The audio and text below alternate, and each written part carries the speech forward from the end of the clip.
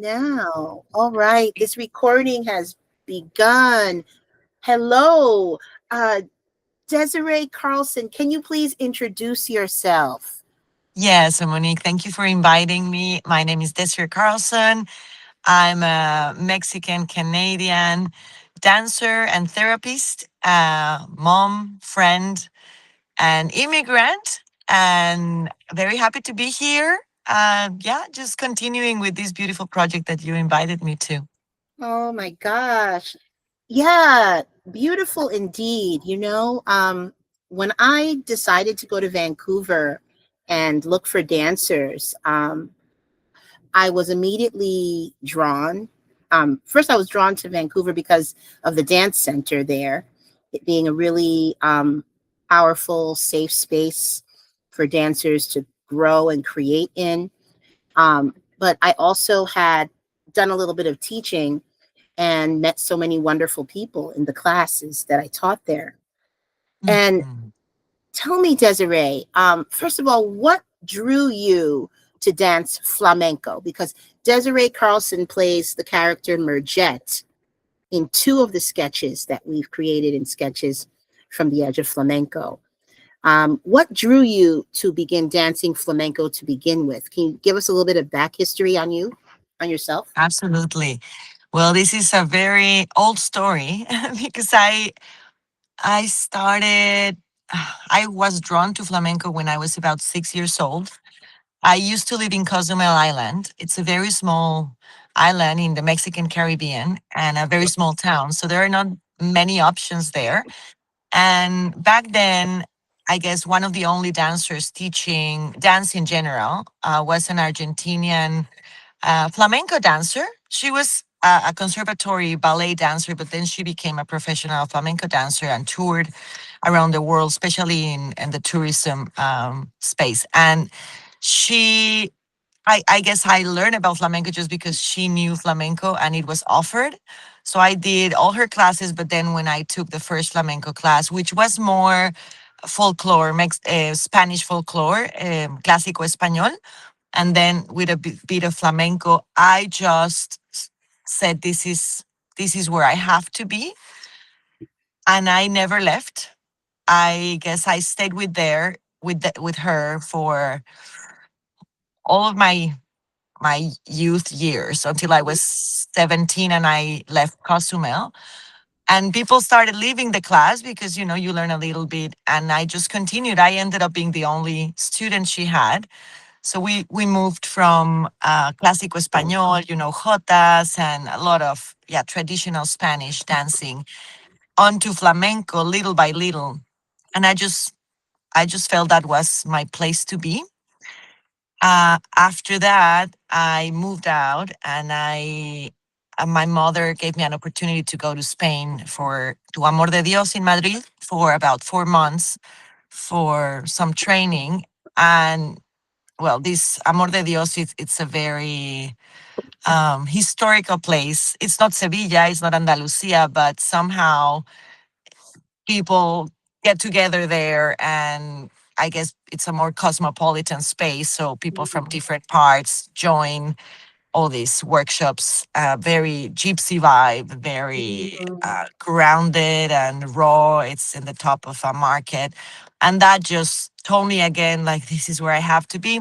But I was about 19, and yeah, then life happened, and I got married, had 2 kids, got divorced, got married, got divorced. Like I was so busy with life and finding myself that I stopped for 20 years Mm. until I moved to Vancouver, and I went to see one of the shows that Flamenco Rosario was offering on the International Flamenco Vancouver Festival, and I just started crying like right away, not knowing what was happening with me. And I just felt this again, this calling, like I should be there. I should be there. So I joined the professional training program with Rosario and said, and yeah, it's just the place I gotta be. Maybe it sounds a bit abstract, but I think most of flamenco dancers have some sort of spiritual calling with flamenco and Mm. dancing and art in general. But I don't know, this is like a very raw calling that feels from other lives, sort of. Yeah. Yes. Thank you for sharing that. Yeah. I also started very young, at the age of 11. So I share that with you, something calling me to it and calling me to be a part of Ballet Hispanico, where I was there for about 6 years. Um, One of the things I wanted to talk with you about, because you are one of the dancers in the show, who's on screen, and you do a solo which really draws people in. Every time I've shown sketches, people have asked me not only about you as a dancer, but about what was going on in that scene. And I want to prep people a little bit. In the scene, Mergette, your character, is a very corporate woman.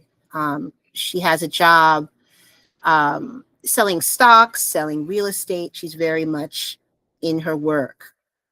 And then she calls her child's babysitter, her nanny, and something happens. Can you tell us a little bit about what is happening for you in that scene where the nanny abducts your child? It is a very personal moment. I have to kind of give you some context of where it's coming from because it's a very deep thing. As I was telling you, I was a mother very young, and very soon I became a single mother. And I left the relationship due to violence both times. So I've been divorced twice, and both have been because of domestic violence. And I had two babies in different moments in my time, and in both moments I was absolutely terrified of being of my babies being taken from me and of being trapped. I think it's also not only the direct connection with being a mother and losing your child, but or the potential possibility of losing your child or somebody hurting them, but it's also about feeling trapped in a space where you can't leave. I remember Mergette, and in that moment, I was trapped. I couldn't leave the room to go save my baby or get him back, and I just felt very very emotional about many moments in my life where I've been so trapped, so scared, and so impotent, and with no help. Mergette is also alone.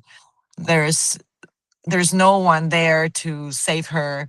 There's no one there to open the door. And it's pretty much like my life. I think I've been like that most of my life, like trying to escape a very scary place and not having much people around me to save me. So I have to save myself. And so that's what was happening for me in Mm, that scene. hmm. Thank you so much for sharing. Um, in the scene, I play someone who's on stage, and I'm one of the Cumadres. The piece was developed out of a song that I heard Ana Maria Ruimonte um, sing. It's on her CD. It's called Las Cumadres Fechiceras. And it's based on a Sephardic Jewish tale about a nanny who dreams of abducting her employer's child. So basically, it is a revisit of that moment. And playing the nanny, I feel, is very powerful for me as well, because I think the nanny feels trapped. She feels trapped. She feels like, how can I get out of this situation where all of my time is going towards taking care of my employer's child, and my own child is being left at home? Wouldn't it be great if I could switch them? Mhm. you know so that's the what's going through the nanny's head. And in our piece, we kind of go further by having her actually take it and lock Mergette, the employer, in her office. But I think what I love here in this piece is, I think it successfully does an exchange of power, because Mergette Yes. feels so powerful when she's talking on the phone. She's always the one with who's giving the orders. but then the nanny takes over the power. But then I feel it goes back to Mergette when Mergette begins to do her flamenco and her soleá and close the gap between them. I mean, that's what I feel. Mhm. I don't know Mhm. how other people feel, but I also have always felt like this scene for of all of the different sketches really shows how we need to kind of share the burden of all of the weight of our lives, of the estrangement we have from what we really want and what we really love. And it's not something that only the person who's being colonized should feel, but also the colonizer should bear some of the weight. We should both be doing our flamenco. It's not just us, gypsies and blacks and marginalized, but everybody. So I want to ask you one other question, because you said to me that you're also Mexican, and I did not know that. Yes, I'm very Mexican. Oh my God. I was totally thinking of you just Vancouver, like just, No, I'm Mexican. I came in 2019. I'm like, yeah, all in me is Mexican. When I say Mexican Canadian is because I've adopted this place as home, but my yeah. heritage, my culture, my daily life is Hmm. not only Spanish speaking, is Mexican with all that Nice. it entails. Nice. So how do you feel then? Because I also feel at a certain point, you could also be looking at this piece as the person who's colonized in some ways, because while we both do flamenco, there is an aspect to it sometimes where I reckon with this idea of it coming from Spain, which is the colonizer of these people, but also it being from the people of Spain, the people who are marginalized. So there's some conflict there. But how do you feel then, as also a person of Mexican descent within this piece? It's like a full circle. I Mm, think you do a very beautiful work, um, bringing bringing in the complexity of the different layers and the interrelational aspects of colonization, identity, roles, connection, love. Like there's so many layers. So my feeling of this piece when it comes to this dichotomy of being the colonizer at the same time that I'm colonized personally, uh, my experience, and not only, I guess, not only when it comes to being an immigrant. As an immigrant, I've pretty much experienced the colonized experience. Like it's been hard to keep my identity. It's been hard to speak up, to bring my voice, to not assimilate, but integrate different aspects of this new culture that I'm coming to without losing my my strength as a Mexican, which is, mm, it comes when I talk to my kids, it comes making decisions, it comes how I address work, how I address accent, trying to change the accent or not, or I make up words and I just embrace that. Not because I don't mhm, want to learn, but it's beyond that. So I feel when I see this piece, I feel very moved by the nanny. Like I feel like her. I think when I see it from the outside and I'm not in my character, I really feel for her. It's unfair. And I think both are very lonely. And I used to have nannies, right, when I was a child, because in Mexico, this is not uncommon. But the relationship with nannies in Mexico, I don't know how has it been for you, but it's a very complex relationship because they become part of the family.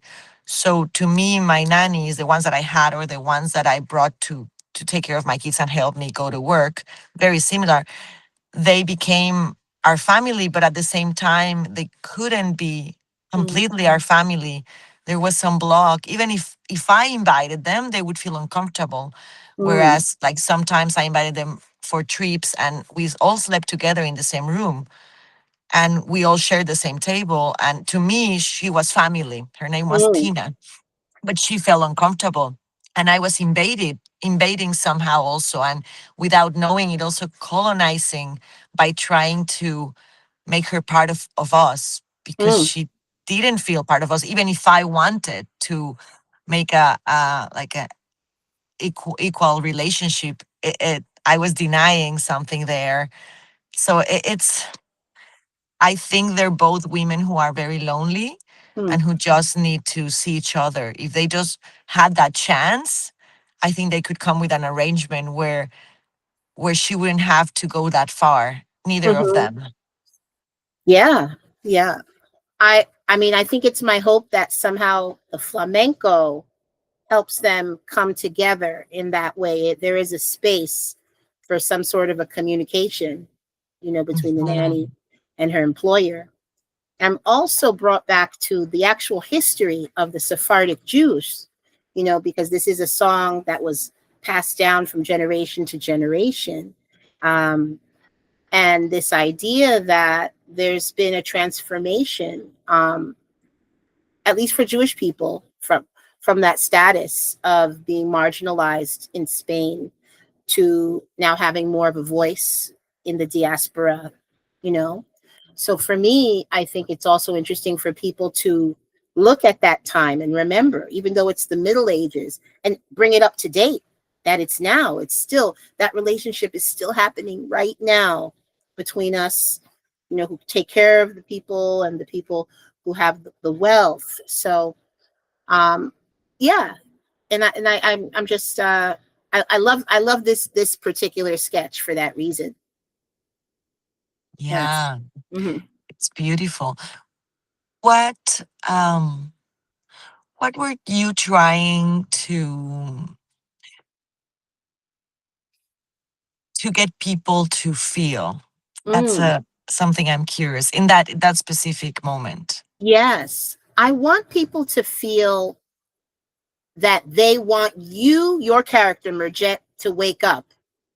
Mm, I want them to feel like they want to see you dance. They want to see you express, um, in the way that because there's flamenco all throughout the show, in the way that we've been seeing people express and let go. You know, in the show we have a neighbor who steals a flamenco dancer's dress, and he starts wearing it himself, and he goes through this moment where he becomes a flamenco dancer. you know and then we see you who are in your office, and you're in this thing, you're walking around, you're busy, you don't seem to have all time for anything.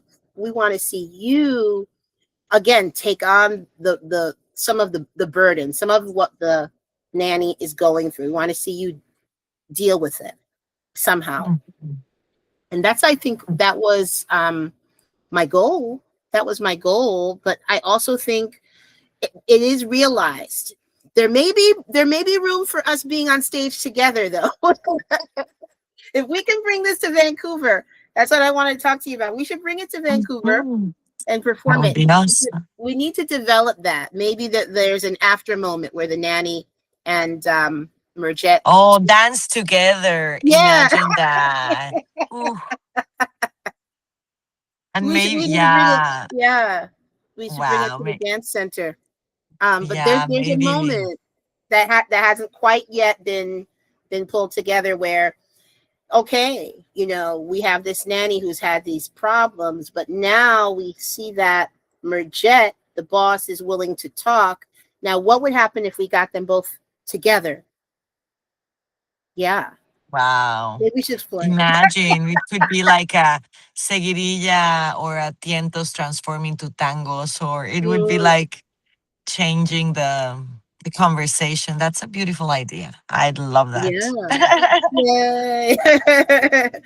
Awesome. So what are you doing now in your life there? You're still in Vancouver?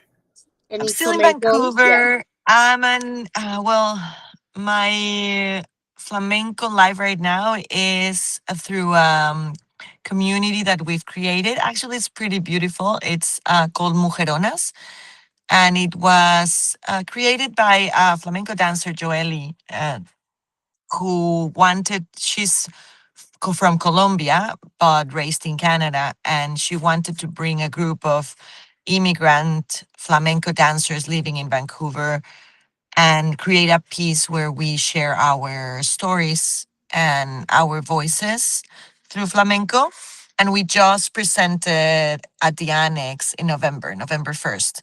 So, yeah, that's what I've been working mostly. And it's beautiful because it has uh, a great balance between the individual voice and the collective voice.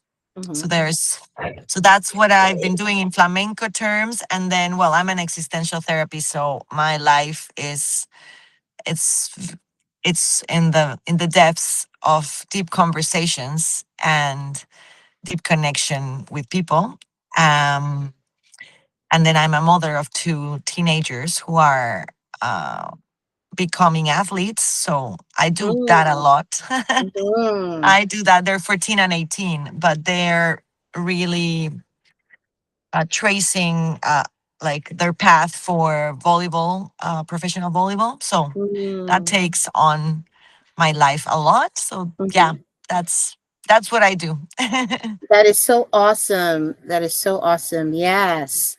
I really just want to congratulate you on your performance and sketches and wish you the best with your family. I totally know that what it's like when your kids are involved in things and you're helping and you're pushing and you're at all of the Right. events and stuff, and definitely more power to you all on that.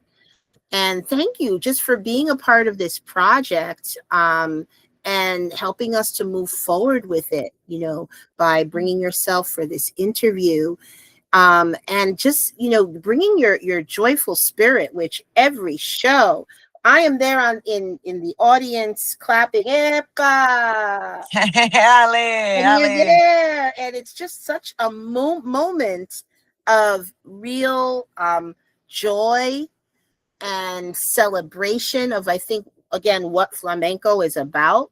I'm always talking to people about this art that was created by the gypsies, the blacks, the Jews of southern Spain together, making it happen in their huergas, in the fraguas, and all these places where they had to hide and find themselves after these harsh moments that they were dealing with, during the expulsion, during all the whatever, Reconquista, blah, blah, blah stuff.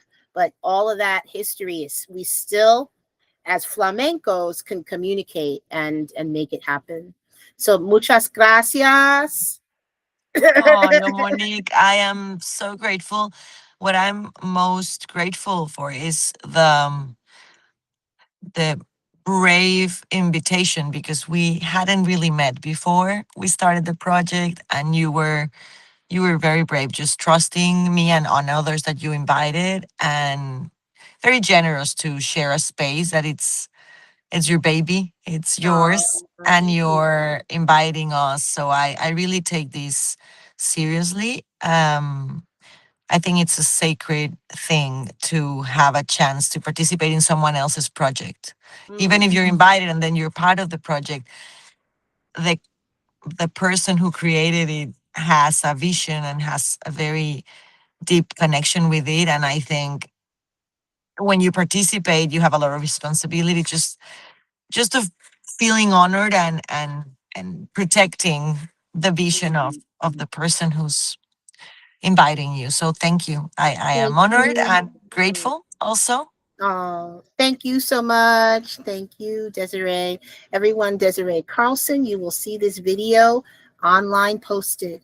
Muchas gracias. Muchas And gracias, Monique. Have a wonderful day. you too. I'm going to stop our recording. Yay.